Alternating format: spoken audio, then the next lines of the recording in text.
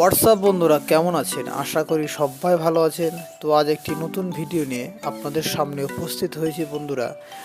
আজকে দেখাবো একটি রাধা গোবিন্দর মন্দির এবং একটি মা মনসা এবং বাবা ভোলানাথের মন্দির, অর্থাৎ দুটি মিলে একটি মন্দিরে বোর্ড ফিটিং করব এবং লাইট সেট করব। কী করে সেট করি সেটা আপনাদের সামনে আজকে তুলে ধরবো।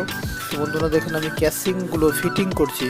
ক্যাসিংগুলো একে একে ফিটিং করে নিচ্ছি বন্ধুরা। দেখুন ক্যাসিংয়ের কোণ মিলিয়ে ফিটিং করতে হচ্ছে, তা না হলে দেখতে খারাপ লাগবে। তাই ক্যাসিংয়ের কোণ মিলিয়ে কোণগুলোকে সে বেশ আদব কায়দাতে কেটে আমাকে মিলাতে হচ্ছে। দেখুন বলতে একটু ভালো করতে গেলে একটু পরিশ্রম তো করতে হবে, তাই ক্যাসিংয়ের ভিতরে তার পরিয়ে নিলাম। দেখুন হাতে হালকাভাবে ঢুকতেই হয়, তা না হলে ভালোভাবে সেট হয় না। দেখুন এই সাইডটাতেও আমি ক্যাসিং পরিয়ে নিলাম। একটু হালকা তার বেরিয়েছিল, সেই তারটিকে আমি কেটে দিলাম এবং ক্যাসিংয়ের ভিতরে তারগুলোকে পরাচ্ছি।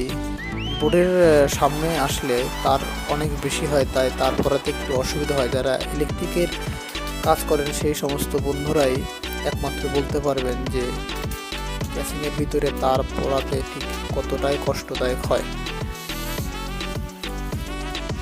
তোমার একটা হোল্ডার সেট করতে হবে। তার আগে ফাঁকা জায়গাটিতে ক্যাসিং দিয়ে কভারেজ করতে হবে, তা না হলে দেখতে খারাপ লাগবে।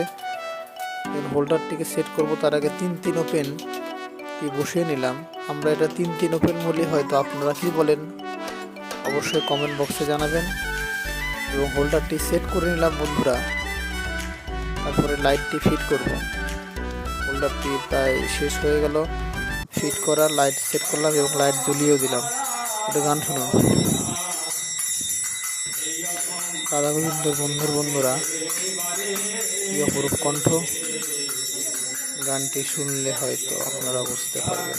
এটা দুপুরের ভোগ দিয়েছে, ভোগ নিবেদন করেছে। দেখুন বন্ধুরা, আমাদের কাজ প্রায় কমপ্লিট। এর মধ্যে লাস্ট ফিনিশিং দিচ্ছি এবং বাইরে যে 2টে লাইট লাগিয়েছি সেটা আপনাদেরকে দেখালাম।